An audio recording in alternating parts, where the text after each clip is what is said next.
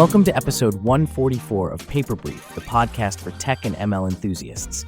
Charlie here with our expert Cleo to dive into a fascinating paper called Gen2Det, Generate to Detect.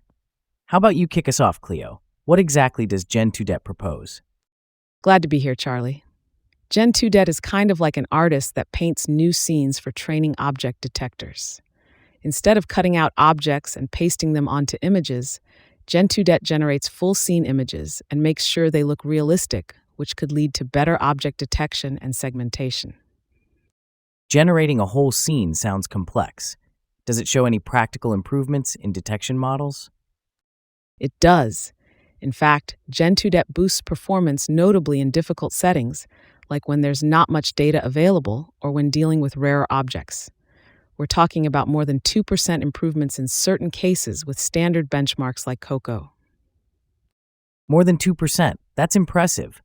So the generated images are directly fed into the detection models, or is there some sort of selection process? Good question. You see, not all generated images are perfect, so Gen2Det uses filtering techniques to pick the good ones. It also adjusts how the detector learns from these images to compensate for any flaws in the generation process.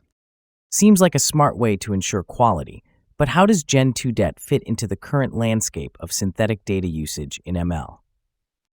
Gen2Det represents the next step, leveraging state-of-the-art diffusion models to create synthetic data that respects scene layouts. This focus on more realistic configurations is quite a leap from methods like XPaste, which used to paste object-centric instances onto images, sometimes leading to unrealistic outcomes. Right, I've seen some of those earlier attempts, and they could be a bit jarring. How does Gen2Det know how to make these realistic scenes? It's all about grounding. Using grounded in-painting diffusion models, Gen2Det can create images that are anchored in realistic settings, respecting the natural layouts that we're used to seeing in the real world. I suppose tweaking the model as new techniques emerge is also part of the plan.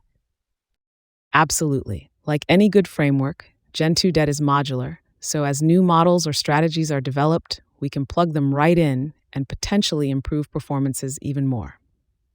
This has been a fascinating look at how Gen2Det is pushing the boundaries of synthetic data for improving ML models. Any closing thoughts, Cleo?